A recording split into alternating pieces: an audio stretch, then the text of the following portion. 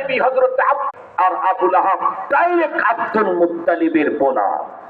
তাব্বাত ইয়াদা আবি লাহাবিউ ওয়া তাব্বা। তাব শব্দ আল্লাহ পাক সূরা লাহাবের দুই জায়গায় এক আয়াতে দুইবার ব্যবহার করেছেন। শুরুতেও তাব্বাত, শেষে আবার তাব। তাব মানে ধ্বংস। আল্লাহ যদি কারো ব্যাপারে একবার ধ্বংস বলেন তার তো আর কিছু থাকে না।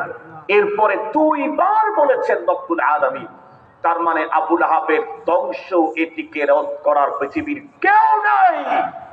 আবু লাহাব নবী বংশের লোক হওয়ার পরেও শুধুই আবু জাহালের সাথে সম্পর্ক হওয়ার কারণে তার যদি এমন ভয়ঙ্কর ধ্বংস হয়, তাহলে আমি খান, আপনি শেখ, অমক মন্ডল, অমক গন্ডগোল, অমক সরকার পরপারে কোনো লাভ, কথা বলেন, এগুলি দিয়ে পরপারে কোনো লাভ দুনিয়াতেও হবে না, আখেরাতে তো হবেই না। এ কারণেই আল্লাহ পাক আমাদেরকে ঈমানদারদেরকে দেখে বললেন, ইয়া আইয়ুহাল্লাযীনা আমানু,